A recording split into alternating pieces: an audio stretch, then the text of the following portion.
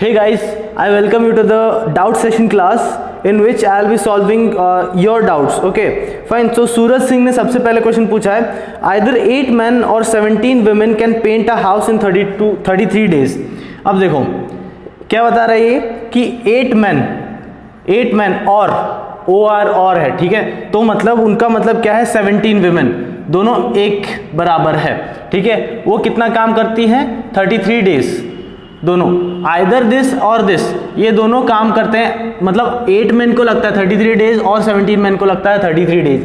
Fine, तो आगे देखो क्या लिखा है, the number of days required to paint 3 such houses by 12 men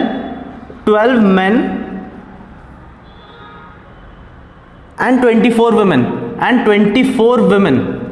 24 women। अभी यहां पर ये और था, ठीक है, और तो ये ध्यान देना, इस पे पूरी क्वेश्चन बदल जाएगी।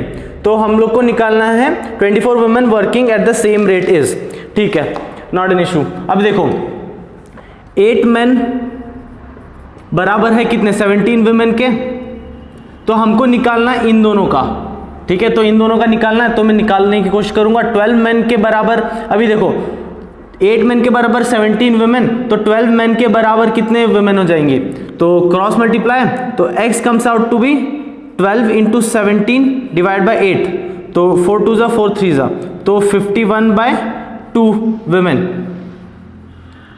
सो वुमेन 12 मैन के बराबर हो जाएंगी 51/2 वुमेन, ठीक है। अभी देखो ये दोनों एक साथ काम करते हैं, फाइन, तो 12 मैन कितने वुमेन हो जाएंगे अभी टोटल कितने वुमेन होंगे मेरे को अभी 12 मैन प्लस 24 वुमेन थे पहले वुमेन, तो अभी कितने हो जाएंगे 51/2 प्लस 24, सो कितना आ जाएगा 51 प्लस 24 इंटू 2 48 डिवाइड बाय 2, तो ये कितना हो जाएगा 99/2 वुमेन। अभी 99/2 वुमेन काम कर रही हैं, ठीक है। Now I guess you know the formula, time and work का एक फॉर्मूला होता है, आपको पता हो तो, कि M1 H1 D1 by R1 W1 is equal to M2 H2 D2 by R2 और W2। अभी इन सब का मतलब क्या है, M1 मतलब मैन 1 पहले का मैन, M2 मतलब दूसरे का मैन या वुमेन रेस्पेक्टिवली, H मतलब आवर, ये मैन हो जाएगा, ये H मतलब आवर, और D मतलब डे, ठीक है, और R मतलब रुपीस और W मतलब वर्क। ये एक्चुअली टाइम एंड वर्क का क्वेश्चन है ना, टाइम एंड वर्क का, अगर टाइम एंड वर्क आपने सॉल्व किया है तो ये आपने फॉर्मूला कम अक्रॉस किया होगा, ठीक है। तो हम सब में पुट करने की कोशिश करते हैं, जो नहीं है हम निकाल लेंगे, हमको निकालना क्या है D2 निकालना है, ठीक है। तो अभी हम विमेन के बारे में कंपेयर कर रहे हैं, तो विमेन देखेंगे हम। सबसे पहले केस में विमेन कितनी थी अपनी 17, ठीक है, 17। आवर तो हमको क्वेश्चन में नहीं दे रखा, डेज दे रखा है, कितने डे में काम करती है वो 33, ये याद रखना कि और है, यहां पर और आता है, तो आइदर 8 मैन काम करते हैं 33 डेज और 17 वुमेन काम करती है 33 डेज के लिए। तो 17 इंटू 33 वर्क कितना है अपने को 1, कुछ नहीं दे रखा है, फाइन। अभी मैन 2 मतलब वुमेन 2 कितना है, अपने अभी निकाला था 99/2, ठीक है। फिर आवर तो हमको पता नहीं, डे 2 निकालने का है हमको x, ठीक है, फाइन, वो रख देते हैं। अभी कैलकुलेट करो 17 into 33 divide by 99 into 2, fine, 33 1 ज़ा 33 3 ज़ा, तो ये आ गया हमारा 34/3 days.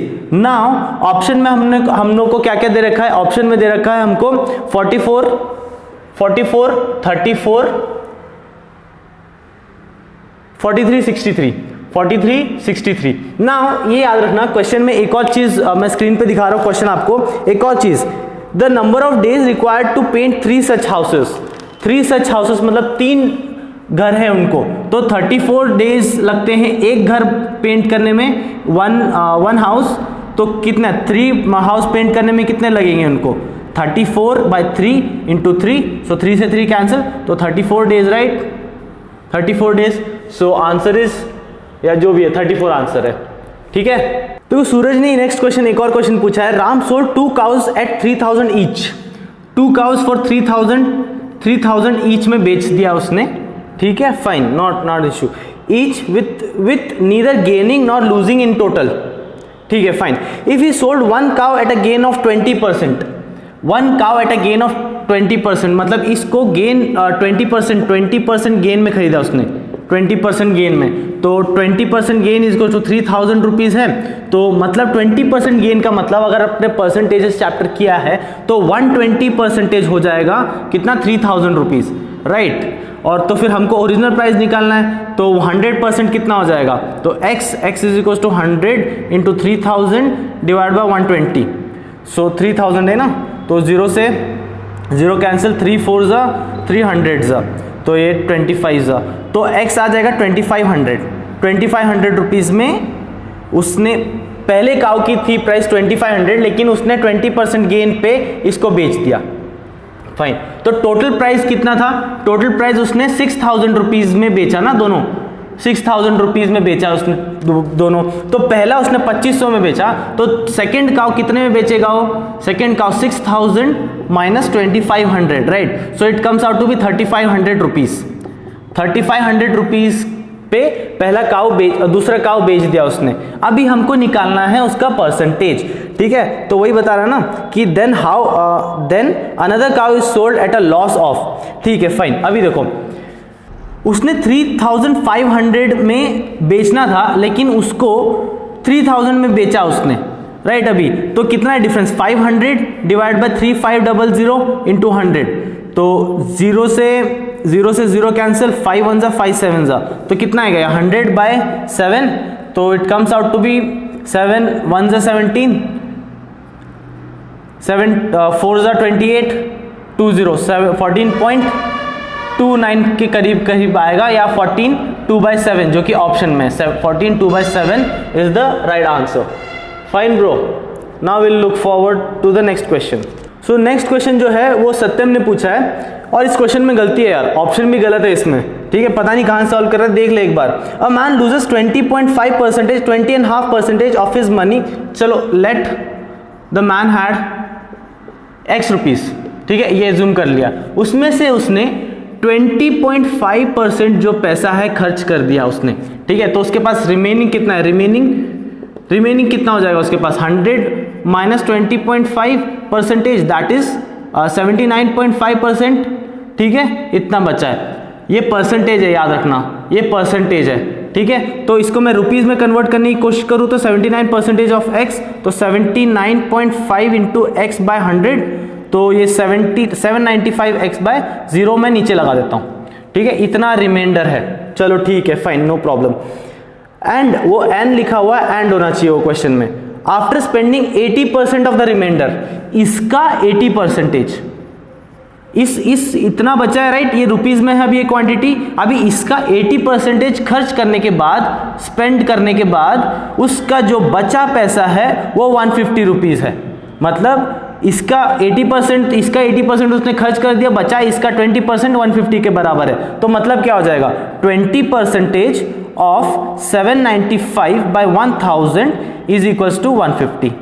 That is the thing we need to solve. ये एक्चुअली x आएगा यहाँ पर, ठीक है, x निकालना है ना अपने को। तो यहाँ कर देता हूँ, देखो मैं 20 into 795x divide by 1000 whole divide by 100 is equals to 150। Now ये मालूम नहीं कैसे सॉल्व करते हैं, ठीक है। अभी ये कैसे हो जाएगा, 20 into 795x by 1000 into 100 is equals to 150। तो x की वैल्यू क्या हो जाएगी, 150 into 1000 into 100 divide by 20 into 795, ठीक है। चलो अभी 0 से 0 कैंसिल, यहाँ पर ये आएगा वैल्यू 500, बचा क्या 5 1 ज़ा 5 5 ज़ा 5 9 ज़ा 530, तो 30 इंटू 5000 अपॉन 159। गाइज ये तो ये आएगा करीबन ये 15,000 बाय 159 के करीब आ रहा है ना, तो ये आएगा 1000 से कम, 1000 से कम कोई भी ऑप्शन में नहीं है, लाइक सारे 7000 के ऊपर है। तो ये चीज़ है, देख लेना यार, ठीक है। कॉन्सेप्ट समझ में आया ना, that's it, that's more than sufficient. Will move ahead now. जो नेक्स्ट क्वेश्चन है वो भी पूछा गया है। वो क्या क्वेश्चन है कि वो वेन डायग्राम का है, रीजनिंग का। Doctors, specialist doctor, specialist doctors और पेशेंट्स, पेशेंट नॉट पेशेंट्स। देखो इस पे बहुत लोगों को डाउट है। क्वेश्चन में ऑप्शन क्या है अपना, सबसे पहला ऑप्शन है ये, ठीक है, दूसरा ऑप्शन है ये, तीसरा ऑप्शन है ऐसा कुछ, तीसरा ऑप्शन क्या है, या तीसरा ऑप्शन है ये और चौथा ऑप्शन है ये। अभी देखो मेरे को कौन सा लग रहा है मालूम, इसमें मेरे को लग रहा है बी ऑप्शन। मैं बताता हूं क्यों। अभी सबसे पहले मैंने क्या बोला था कि आपने अगर वीडियो नहीं देखा होगा तो ध्यान से देख लेना हो। सबसे पहले मैंने क्या बोला था, इन तीनों में रिलेशनशिप एस्टैब्लिश करने की कोशिश करो। अभी हमको मालूम है कि ये पेशेंट जो है ये कहीं और नहीं जाएगा, ये डॉक्टर के पास ही जाएगा। हमेशा जो कोई भी पेशेंट है ना वो डॉक्टर के पास जाता है सबसे पहले, ठीक है, कहीं और नहीं जाता। पेशेंट कोई इंजीनियर के पास नहीं जाएगा डेफिनेटली, राइट। तो सबसे पहला सबसे बड़ा वाला हम डॉक्टर एज्यूम करेंगे, ये वाला सबसे बड़ा सर्कल डॉक्टर, ठीक है। बहुत लोगों को इसमें ये चीज लग रहा था ग्रुप में, ये यार कैसे हो सकता है, आप इसको पेशेंट बोल रहे हो, राइट। ये पेशेंट इसी में तो आएगा ना अंदर, पेशेंट डॉक्टर के पास जाएगा, पेशेंट कहीं और थोड़ा ना जाएगा। That's the main thing. ये आया अपना डॉक्टर, सॉरी पेशेंट, ठीक है, पेशेंट। अभी स्पेशलिस्ट डॉक्टर जो है वो भी तो डॉक्टर से ही बनते हैं, डॉक्टर सबसे पहले बनते हैं उसके बाद स्पेशलिस्ट डॉक्टर बनते हैं। डायरेक्टली आप स्पेशलिस्ट डॉक्टर तो नहीं बनते ना, तो इसलिए ये आएगा, ठीक है। तो मेरे को सबसे पहले में लगा ये, और ये सही भी है, आप गूगल से चेक कर लेना, यही आंसर सही है। अगर चलो ठीक है आपको ये नहीं समझ में आ रहा, एलिमिनेशन मेथड लगाने की कोशिश करेंगे। चलो हम सबसे पहले देखो ये ऑप्शन तो सीधे से गलत हो जाएगा यार, क्योंकि patient is definitely connected to doctor ना, वही चीज तो रिलेशनशिप एस्टैब्लिश करना है हमको। That is the main motive of Venn diagram, right. तो ये कुछ ना कुछ तो कनेक्शन है इसमें, थोड़ा बहुत तो कनेक्शन है ना। तो यहाँ तो पूरा उसने कॉन्ट्राडिक्ट कर दिया, इसने तो पूरा अलग डाल दिया, तो ये तो पूरा सीधे से गलत हो गया। ये छोड़ो, अभी इसमें देखो, इसमें क्या बताने की कोशिश कर रहा है कि ये जो पार्ट है ये पार्ट अलग है। तो आप इसमें भी डाउट है ना आप लोगों को, ये पार्ट अलग कैसे हो सकता है यार। कोई भी पेशेंट हो वो डॉक्टर के पास ही जाएगा, किसी और के पास नहीं जाएगा। दैट इज द थिंग ना। अब डॉक्टर कहीं, अगर ये चीज कहीं और होती, ठीक है, ये चीज कोई और होता तो डेफिनेटली समझ सकते थे कि हम पेशेंट तो हमेशा डॉक्टर के पास ही जाएगा यार। तो ये जस्टिफाई नहीं कर रहा, और ये भी चीज जस्टिफाई नहीं कर रहा ना, क्योंकि पेशेंट को तो आपने अलग ही कर दिया। अपने पास ऑप्शन कौन सा बचा, B option definitely. Remember this thing, whenever you get confused with anyone कि क्या समझ नहीं आ रहा, तो एलिमिनेशन मेथड लगाने की कोशिश करो। एक चीज पकड़ो, एलिमिनेट करना स्टार्ट करो। यही तो कॉम्पिटिटिव एग्जाम की एडवांटेज है। So that's it for the question. अगर आपको और भी क्वेश्चन तो डेफिनेटली पूछ सकते हो। Don't go without subscribing. I will meet you in next video. Till then take care, bye bye.